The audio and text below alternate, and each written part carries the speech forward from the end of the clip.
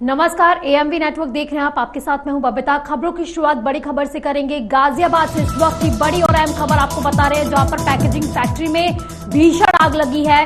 Tronica city industrial area की factory में आग लगी है, जहां पर 3 मंजिला फैक्ट्री बताई जा रही है ये, जिसके ऊपर के फ्लोर तक आग पूरी तरह से फैल चुकी है। तो भीषण आग की चपेट में 5 से 6 फैक्ट्रियां तक आ चुकी है।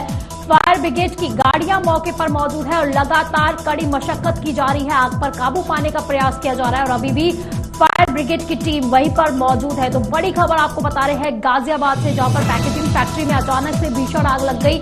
ट्रोनिका सिटी इंडस्ट्रियल एरिया है ये, जहां पर फैक्ट्री में आग लग गई अचानक से। 3 मंजिला फैक्ट्री है, जिसके ऊपर के फ्लोर तक अब आग पूरी तरह से फैल चुकी है।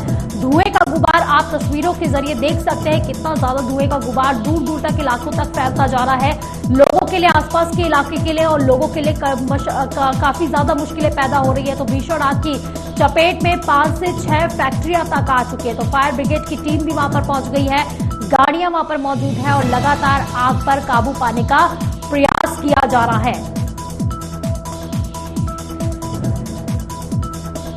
तो एक तरफ भीषण गर्मी और इसी बीच आग लगने की तमाम खबरें सामने आती हैं और गाजियाबाद से बड़ी खबर सामने आई है, जहां पर अचानक से केमिकल फैक्ट्री में आग लग गई है और कहा जा रहा है कि यह आग लगातार फैलती जा रही है, इलाकों तक पहुंचती जा रही है। अब तक 3 और फैक्ट्रियां इसकी चपेट में आ चुकी है। लगातार जो है आग पर काबू पाने का प्रयास भी किया जा रहा है। 3 मंजिला फैक्ट्री है, जहां तक ऊपर तक ये फ्लोर तक पहुंच चुकी है ये भीषण आग। धुएं का गुबार दूर दूर तक फैलता जा रहा है, इलाकों तक पहुंचता जा रहा है। लोगों के लिए भी मुश्किलें पैदा हो गई है। भीषण आग की चपेट में 5 से 6 फैक्ट्रियां तक आ चुकी है। ज्यादा जानकारी के लिए हमारे रिपोर्टर प्रवीण मिश्रा हमारे से जुड़ गए हैं। प्रवीण, फैक्ट्रियों में आग लगी है, कौन सी केमिकल फैक्ट्री थी, पहले थोड़ा इसके बारे में बताइएगा।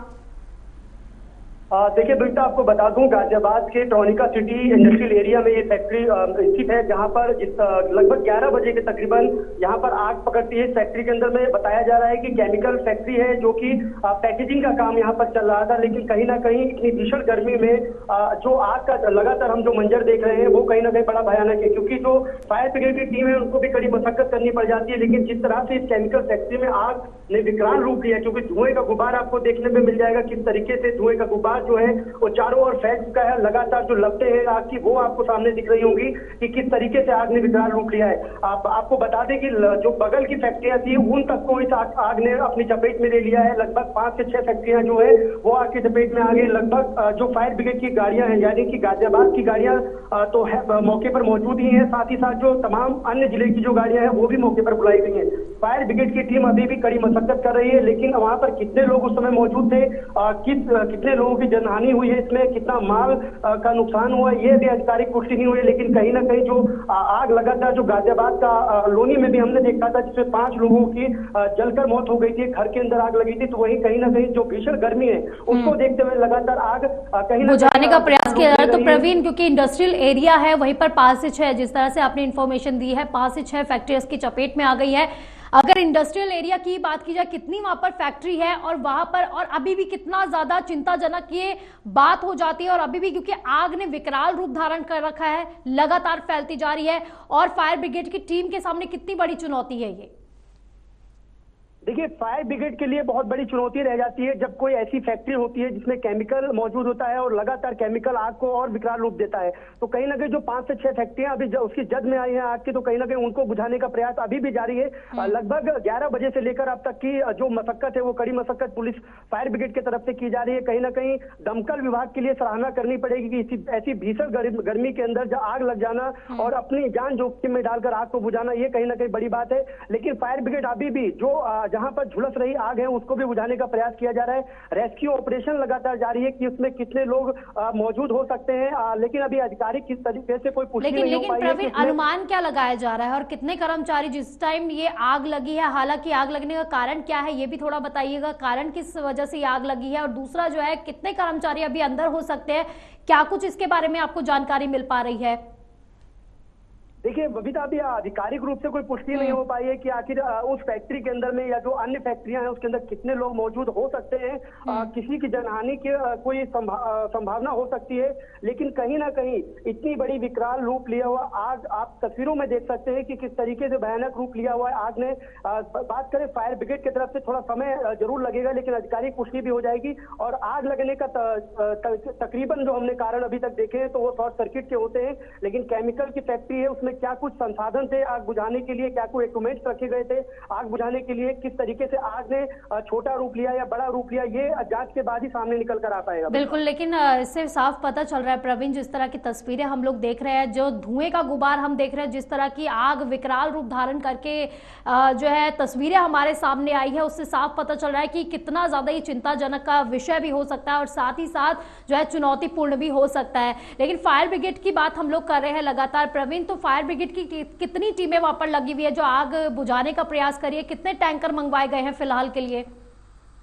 देखिए बबीता, अगर जब हमने बात करी थी उस समय जो हमारे पास विजुअल्स आए थे उसके आधार पे लगभग तकरीबन 10 से 12 गाड़ियां मौजूद थी वहां पर, जो कि गाजियाबाद के तमाम नजदीकी क्षेत्र यानी वैशाली से भी, वैशाली फायर ब्रिगेड का एक स्टेशन है, वहां से भी गाड़ियां भेजी गई। उसके बाद जो मोदी नगर मुरादनगर में स्टेशन बने फायर के, वहां से भी गाड़ी मंगा गई और साथ ही साथ जो नोएडा का एरिया है वहां से भी गाड़ियां मंगाई गई, यानी कि गाड़ियां लगातार आ रही थी, लगातार जा रही थी। आग का विकराल रूप आप तस्वीरों में देख सकते हैं कि आग बुझाने में कितनी कड़ी मशक्कत लग रही है और देखने वाली बात ये होगी कि कितनी जल्दी आग पर काबू पाया जा सकता है और उसके बाद ही ये जानकारी मिल पाएगी कि कितना जानमाल का हानि भी हुई है और कितने लोग अंदर फंसे हो सकते हैं। फिलहाल के लिए बहुत बहुत शुक्रिया प्रवीण आपका इन तमाम जानकारी के लिए। इसी बीच आपको बड़ी खबर बता रहे, 3 दिवसीय दौरे पर गोरखपुर पहुंचे हैं सीएम योगी आदित्यनाथ। तो बड़ी खबर और अहम खबर आपको बता रहे हैं, 3 दिवसीय दौरे पर है सीएम योगी आदित्यनाथ, गोरखपुर के दौरे पर है। गोरखपुर के चिड़ियाघर पहुंचे हैं सीएम योगी आदित्यनाथ, तो वहीं पर सीएम योगी के साथ वन मंत्री अरुण कुमार भी मौजूद रहे। रात्रि विश्राम गोरखनाथ मंदिर में ही करने वाले हैं सीएम योगी आदित्यनाथ। तो वहीं पर कहा यह भी जा रहा है कि आरएसएस प्रमुख मोहन भागवत से भी आज वो मुलाकात कर सकते हैं। जिस तरह की खटास जो देखने में मिल रही है आरएसएस और बीजेपी के बीच में, उस खटास को किस तरह से मिठास में तब्दील करेंगे सीएम योगी आदित्यनाथ, वो देखने वाली बात होगी। तो 3 दिवसीय गोरखपुर दौरे पर है सीएम योगी आदित्यनाथ, जहां पर गोरखपुर की तस्वीरें दिखा रहे, चिड़ियाघर पहुंचे हैं सीएम योगी आदित्यनाथ। तो सीएम योगी के साथ ही वन मंत्री अरुण कुमार भी उनके साथ मौजूद है। तो आज रात्रि विश्राम गोरखनाथ मंदिर में ही वो करने वाले हैं।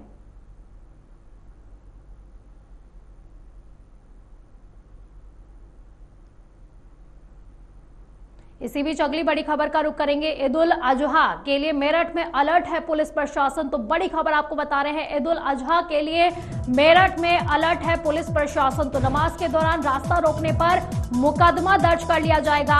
प्रशासन के शीर्ष अफसरों की बैठक भी ली गई है, जिसमें यह बड़ा फैसला लिया गया है। शाही ईदगाह और फैज आम इंटर कॉलेज में अदा होगी नमाज। तो शाही ईदगाह पर अर्धसैनिक बल और पुलिस की तैनाती भी की जा रही है।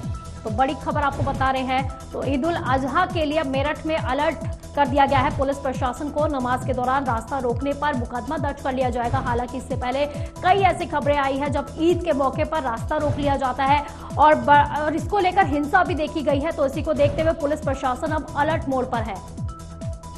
तो ज्यादा जानकारी के लिए हमारे रिपोर्टर मनव्वर हमारे साथ जुड़ गए हैं। मनव्वर, एक तरफ ईद उल अजहा है और दूसरी तरफ मेरठ में अलर्ट है पुलिस प्रशासन, किस तरह की व्यवस्थाएं अभी देखने को मिल रही है? देखिए, मेरठ की अगर बात करें तो मेरठ खासतौर से हॉट रहा है और खासतौर से जब किसी भी वर्ग का त्योहार होता है तो पुलिस प्रशासन के सामने एक बड़ी चुनौती होती है। क्योंकि ईद उल अजहा है, ऐसे में कुर्बानी का एक दौर होता है और कुर्बानी एक पक्ष के लिए अच्छी मानी जाती है, जबकि दूसरा पक्ष कई ऐसे लोग हैं जो इससे परहेज करते हैं, मांस मच्छी खाने से गुरेज करते हैं और दूर रहने की कोशिश करते हैं। लेकिन यहाँ पर दूसरा मसला ये है कि ईद की नमाज को लेकर बड़ी टेंशन रहती है कि सड़कों पर अगर नमाज हो जाए तो विवाद हो जाता है। पूर्व में भी देखा गया कि जब ईद उल फित्र का मौका था तो जो यहाँ पर शाही ईदगाह है वो पूरी भर गई और लोग बाहर सड़कों तक आ गए और यहाँ पुलिस को काफी मशक्कत करनी पड़ी और यहाँ पर बल प्रयोग करते हुए लोगों को अंदर खदेड़ा गया। इस पूरे मामले में मुकदमे भी दर्ज किए गए। तो ऐसे में इस तरह की स्थिति दोबारा उत्पन्न न हो, पहले ही एडमिनिस्ट्रेशन अलर्ट है।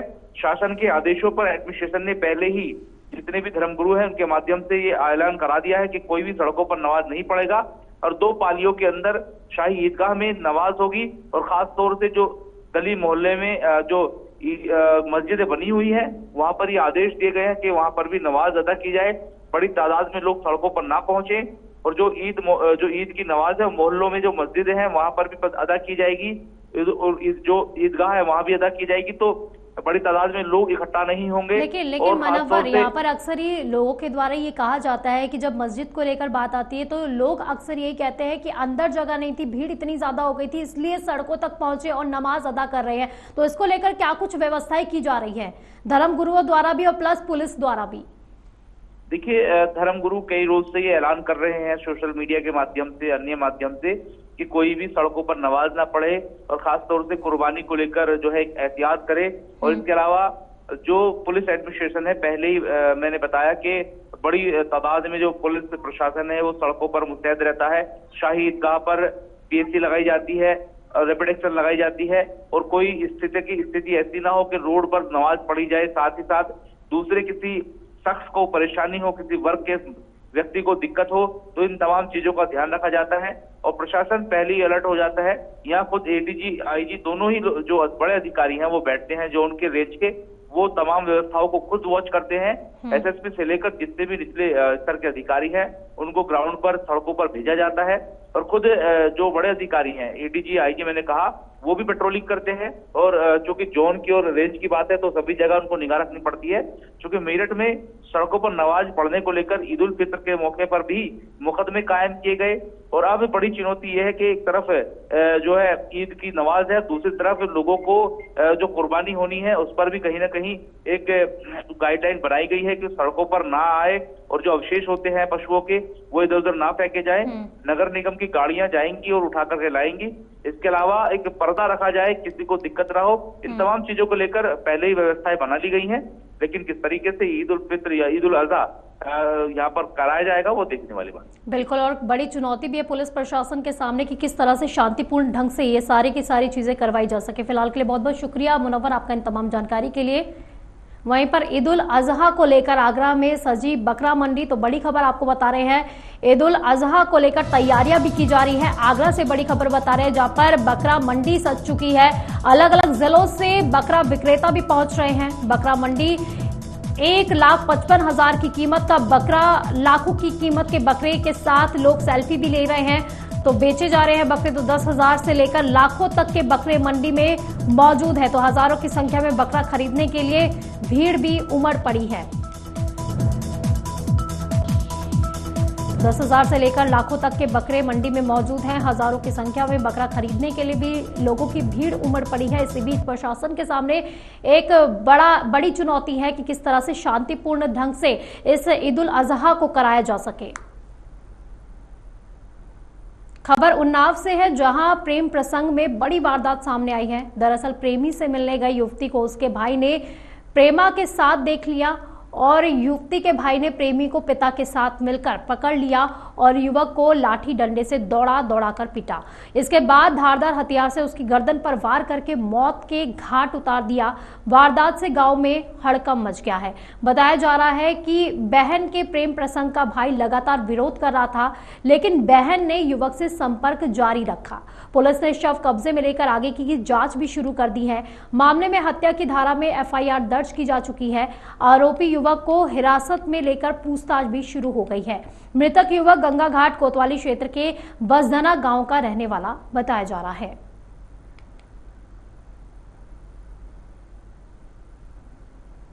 वहीं पुलिस और बदमाशों के बीच मुठभेड़ की खबर सामने आई है, जिसके बाद से अपराधियों के पसीने छूट रहे हैं।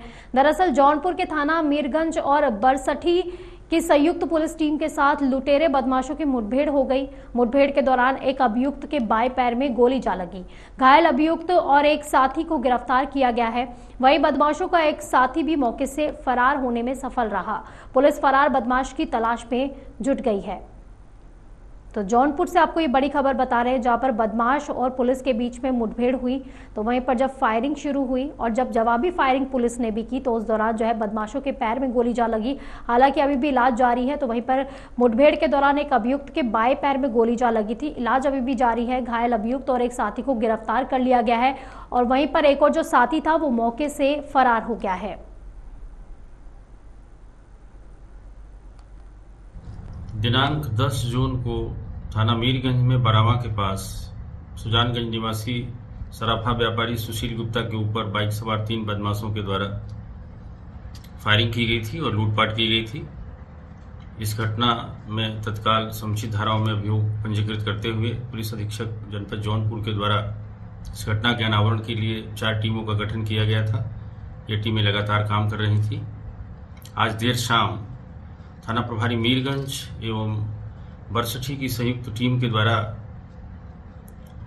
मीरगंज बरसठी बॉर्डर के पास टकटैया पुलिया के निकट चेकिंग की जा रही थी। इसी दौरान बाइक सवार 3 संदिग्ध व्यक्तियों को चेकिंग के लिए जब रोका गया तो वो भागने लगे और पुलिस टीम पर फायरिंग किए।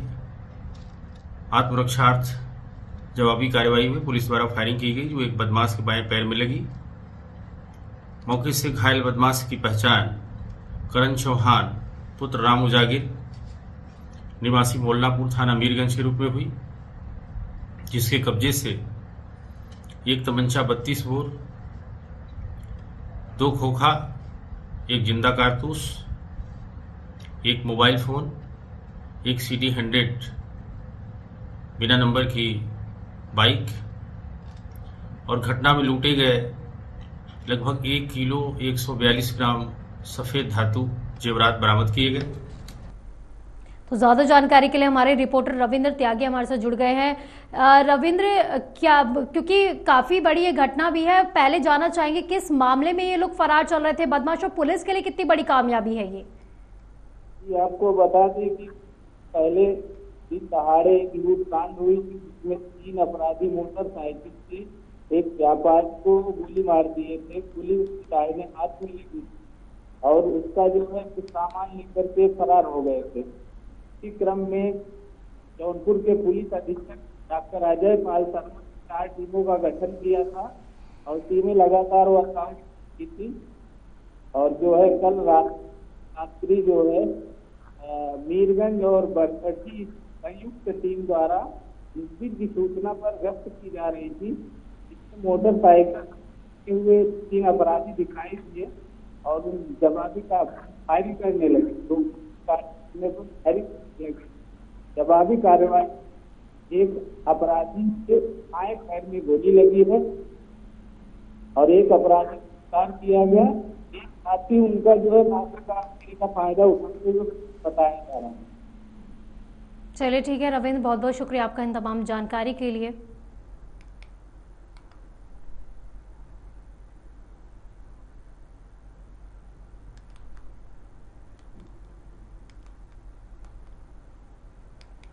इसी बीच आगरा से बड़ी खबर, अयोध्या यात्रा के रामरथ का भव्य स्वागत किया गया है। जय श्री राम के जय घोष से पूरा आगरा गूंजा है। तो सुमेरपुर राजस्थान से अयोध्या जा रही 5 दिवसीय यात्रा का दक्षिण मुखी हनुमान मंदिर पर आगमन हुआ है। वहीं पर इस दौरान पंचधातु से निर्मित 1100 किलो के विशाल राम धनुष और 1600 किलो की हनुमान गदा मुख्य आकर्षण का केंद्र बनी रही। आपको बता दें कि सुमेरपुर राजस्थान से श्रीजी सनातन सेवा संस्थान द्वारा विशाल अयोध्या यात्रा का आयोजन किया गया। इस दौरान उत्तर प्रदेश सरकार की कैबिनेट मंत्री बेबी रानी मौर्य भी मौजूद रही।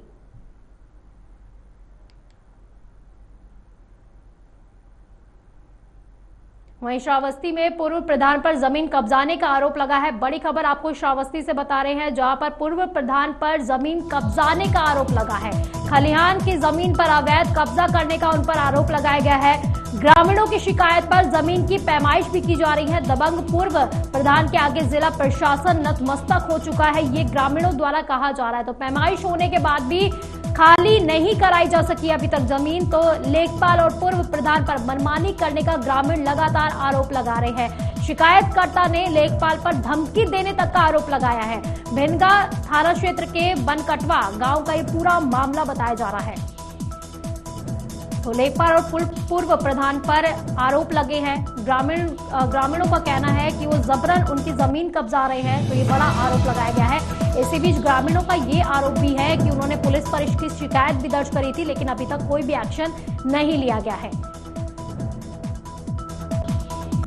देखिए, ये पूर्व प्रधान लगभग 2 साल 2 प्रधानी इन्होंने की है। जानबूझकर इन्होंने खलिहान में अवैध रूप से कम से कम 1.5 बीघा जमीन इन्होंने कब्जा कर रखी है।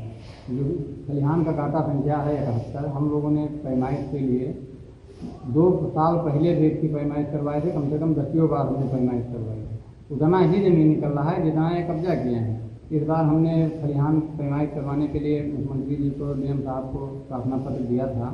प्रार्थना पत्र के दौरान हल्का लेखपाल मनीष अढ़िया जी आए, मौके पर पैमाइश किए, मौके पर प्रधान और गांव के तमाम लोग। उनके बीच में बताया गया कि जैसे यहाँ 64 कड़ी की लंबाई और 14 कड़ी की ऊंचाई दीवार पाई गई, जो अवैध रूप से निर्माण पक्की दीवार उनकी पाई गई, और लगभग 2.5 कट्ठा जमीन खेत में जोते हुए हैं, जिसकी लंबाई मानकर चलिए कि 4 जगह पूरी करी। तो इसलिए हम लोगों ने कहा, लेखपाल ने बताया कि ये कब्जा हम लोगों ने हटवाने के लिए। लेखपाल यहाँ पे आए तो उन्होंने क्या कार्रवाई किया? लेखपाल ने कोई कार्रवाई नहीं की। उस समय तो उन्होंने लीपा पोटी करके बता दिया कि हाँ इन्होंने अवैध कब्जा इतना कर रखा है। फिर हम लोगों ने कब्जा हटवाने का डिमांड किया। फिर उन्होंने कहा 2 दिन बाद फोन पर कि वो हम गलत पैमाइश कर दिए थे, दोबारा पैमाइश होगी। तो हमने कहा आप एसडीएम साहब से टीम बनवा लीजिए, टीम के माध्यम से पैमाइश हो जाएगी। ना आपकी बात ना हमारी बात, सरकारी जमीन है, जितना होगी उतना निकलेगी। लेखपाल साहब कल कुछ दबंग लोगों को लेकर के आए थे, और अमेरिका प्रसाद वर्मा जी, जो विभाग में भी नहीं है और उनको हम जानते पहचानते भी नहीं है, उन्होंने जान से मारने की धमकी भी दी है। और लेखपाल साहब खुद कहा गए कि यदि अब ये कहीं भी एप्लीकेशन देंगे तो इतना बदमाश दिखाएंगे कि उनकी जमानत नहीं हो पाएगी। आपने दरखास्त दी है? हम देखिए मुख्यमंत्री जी को रजिस्ट्री के माध्यम से अवगत कराया है, जिलाधिकारी महोदय को हमने पत्र प्रार्थना पत्र दिया है, और देवीपाटन मंडल गोंडा के कमिश्नर साहब को हमने रजिस्ट्री की है, और यहाँ क्या कहते हैं एसडीएम साहब को हमने। कितने दिन बीत गए? हमने 9/5/2024 को प्रार्थना पत्र दिया है। तो अभी जो कुछ कार्रवाई उससे आप लोग संतुष्ट नहीं है? कार्रवाई नहीं की है। और हम अमेरिका प्रसाद वर्मा जी की, वो बहुत सबल वो संपन्न आदमी है, राइफल भी उनके पास में है, लाइसेंसी राइफल भी है। ज़्यादा जब वो होता है तो यही धमकी देते हैं कि हमारे पास राइफल हम मार देंगे गोली, हमको क्या होगा, हमारे पास पैसा है, राइफल है, हमको कुछ होने वाला नहीं है। इसलिए हम आप लोगों से ये निवेदन करना चाहेंगे कि ये ऐसा नहीं होता है कि समझ लीजिए कि हमारी जान मान की जिंदगी खतरा है। तो ये हमको कुछ हो रहा है तो हम पूरी जिम्मेदारी लेखपाल साहब और अमेरिका प्रसाद वर्मा है।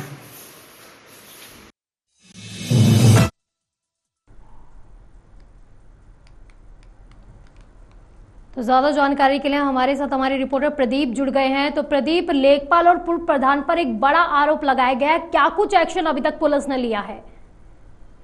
देखिए, बिल्कुल आपको बता दें कि संपत्ति से कोतवाली जिला के 55वां गांव का पूरा मामला बताया जा रहा है, जहां पर पूर्व प्रधान के ऊपर खलिहान करने का आरोप लगा है। पीड़ित का आरोप है कि अभी तक कई बार पैमाइश भी हुई है, लेकिन खलिहान को खाली नहीं कराया गया है। पीड़ित ने डीएम, एसपी और पीएम से लेकर के कई अधिकारियों सबको भाग लगे थे, लेकिन अभी तक जो वो खलिहान जमीन को खाली नहीं कराया गया। तो प्रदीप, क्योंकि ग्रामीणों द्वारा ये बड़ा आरोप लगाया गया है, तो पुलिस ने क्रॉस चेक किया कि कितनी सच्चाई है इन आरोपों में, और अगर सच्चाई दिखी है तो फिर क्या एक्शन लिया गया फिर अब तक? देखिए, जैसा कि पुलिस का आरोप है कि अभी तक कोई भी कार्रवाई नहीं की है। लगातार पीएम से लेकर डीएम, एसपी और कई उच्च अधिकारियों तक के गुहार लगाई है, लेकिन इस पर अभी तक कोई भी कार्रवाई नहीं की गई है। तो कितने ग्रामीणों की जमीन जो है कब्जाई गई है? देखिए, अभी ये पीड़ित का आरोप है कि जो सरकारी जमीन है कल्याण की, जिस जमीन पर अवैध रूप से कब्जा किया गया है, और उस जमीन को अभी तक खाली नहीं कराया गया है। चलिए ठीक है, बहुत बहुत शुक्रिया आपका इन तमाम जानकारी के लिए। बुलेटिन में फिलहाल के लिए बस इतना ही। आप देखते रहिए AMV नेटवर्क। नमस्कार।